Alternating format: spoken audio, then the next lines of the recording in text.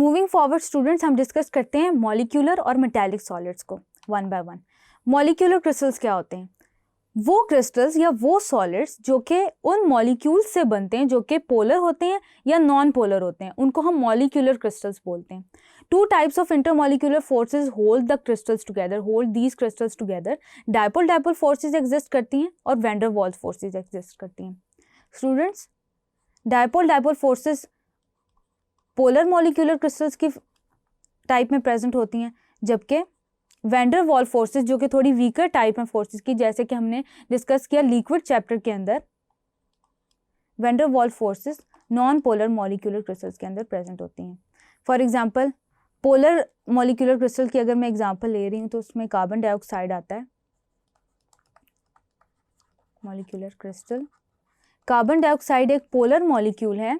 Polar molecule में electronegativity difference की वजह से पार्शियल पॉजिटिव और पार्शियल नेगेटिव चार्ज आते हैं, जिसकी वजह से इनके दरमियान जो फोर्सेस ऑफ अट्रैक्शन होती हैं वो ज़्यादा होती हैं। इनके अंदर डायपोल डायपोल इंटरेक्शंस एग्जिस्ट करते हैं। जबकि अगर मैं weak van der Waals forces की बात कर रही हूँ तो उनके अंदर लंडन डिस्पर्जन फोर्सेस एग्जिस्ट करती हैं। एक कंपैरिजन आप इमेज में देख सकते हैं कि पोलर मॉलिक्यूलर क्रिस्टल कैसी विजुअल देता है, जबकि नॉन पोलर मॉलिक्यूलर क्रिस्टल्स कैसी विजुअल देते हैं। नॉन पोलर मॉलिक्यूलर क्रिस्टल्स की एग्जाम्पल में आयोडीन आ जाता है। प्रॉपर्टीज स्टूडेंट्स डिस्कस करते हैं। रेगुलर अरेंजमेंट ऑफ एटम्स होती है इसके अंदर। पोलर मॉलिक्यूलर क्रिस्टल्स के अंदर high melting and boiling points होते हैं as compare to non polar molecular crystals.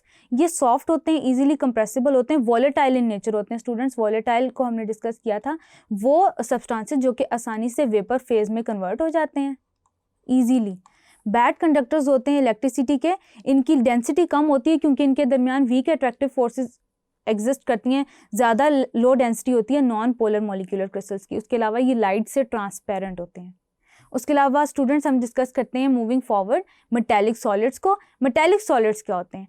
Metallic solids type है क्रिस्टलीन सॉलिड्स की in which metal atoms are held together by metallic bonds.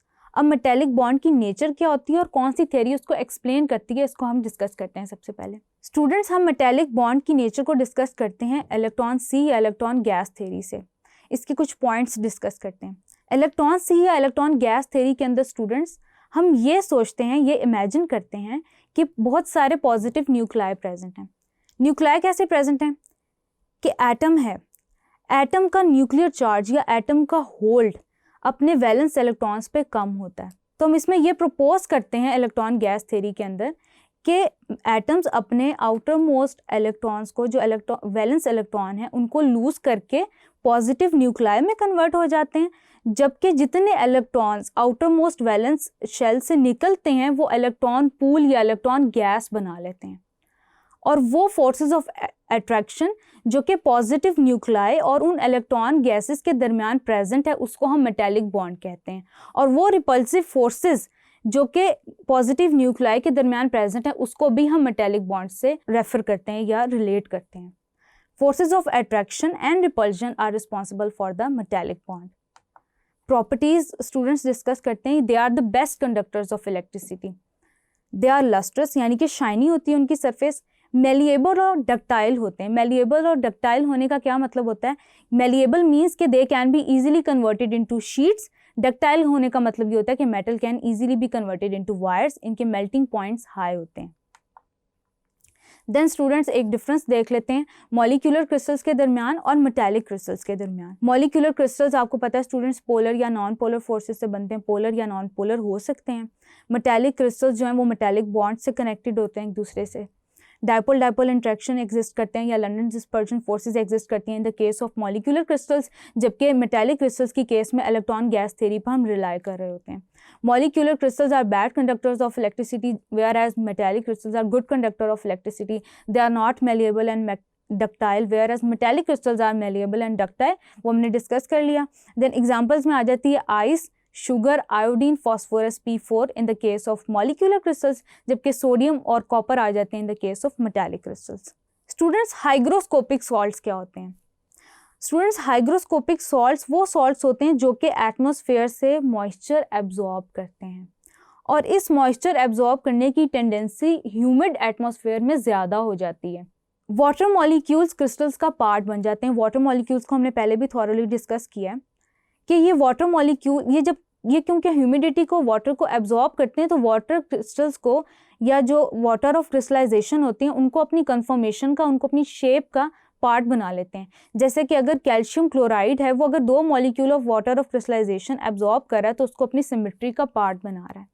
Students, यहाँ पे एक confusion arise होती है हाइग्रोस्कोपिक सॉल्ट्स के दरमियान और डिलिक्विसेंट सॉल्ट्स के दरमियान, डिलिक्विसेंट सॉल्ट्स के दरमियान, सब्सटेंसेस के दरमियान। डिलिक्विसेंट सब्सटेंसेस वो सब्सटेंसेस होते हैं जो कि मॉइस्चर एब्जॉर्ब करके अपनी सिमेट्री मेंटेन नहीं करते, वो सोल्यूशन में कन्वर्ट हो जाते हैं। सबसे बड़ी एग्जांपल इसकी है सोडियम हाइड्रोक्साइड। स्टूडेंट्स, अगर आप सोडियम हाइड्रोक्साइड को रूम टेम्परेचर पर रखें तो वो लिक्विड में कन्वर्ट हो जाता है थोड़ी देर बाद, इतना ज़्यादा मॉइस्चर एब्जॉर्ब करता है कि वो सोल्यूशन फॉर्म में कन्वर्ट हो जाता है। जबकि हाइग्रोस्कोपिक सॉल्ट्स ह्यूमिडिटी एब्जॉर्ब करके, वाटर मॉलिक्यूल्स एब्जॉर्ब करके उसको अपनी सिमेट्री का, अपनी शेप का पार्ट बना लेते हैं। देन स्टूडेंट्स, हम डिस्कस करते हैं how to get NaCl from saline solution. Saline solution वो होता है जिसके अंदर NaCl की कंसंट्रेशन काफ़ी ज़्यादा होती है, लेकिन जो सेलाइन सोल्यूशन होता है उसका एक ये एट्रीब्यूट भी है कि एक ये कैरेक्टरिस्टिक भी है कि उसके अंदर बहुत सारी इम्प्योरिटीज़ प्रेजेंट होती हैं। तो स्टूडेंट्स, हम ये करते हैं कि सेलाइन वाटर सोल्यूशन जो होता है उसको हम फ्रीज कर देते हैं। अब जब फ्रीज करते हैं तो होता ये है कि जो वाटर है in the form of ice impurities अपने साथ ले जाता है और एट द सरफेस आके रिमूव कर देते हैं हम उसको फिर in the form of ice at -3.4 degree Celsius, जबकि NaCl बॉटम में रह जाता है और आप उसको सेपरेट आउट कर लेते हैं। डू यू नो स्टूडेंट्स कि मेटेलिक ग्लासेस जो आजकल इस्तेमाल हो रहे हैं ये एमॉर्फस मटेरियल्स की एक टाइप है, जो कि ऐसे मेटेलिक अलॉयज से बनती हैं जिनके अंदर रेगुलर अरेंजमेंट नहीं होती बल्कि डिसऑर्डर्ड एटॉमिक स्ट्रक्चर होता है। So students, that's all for today. I hope कि आपको आज के पढ़ाए हुए सारे टॉपिक्स अच्छी तरह क्लियर हुए होंगे। इंशाल्लाह will see you in the next video with next chapter. This is your on-screen chemistry instructor Rimsha Sair signing off from tutoria.pk. Allah Hafiz.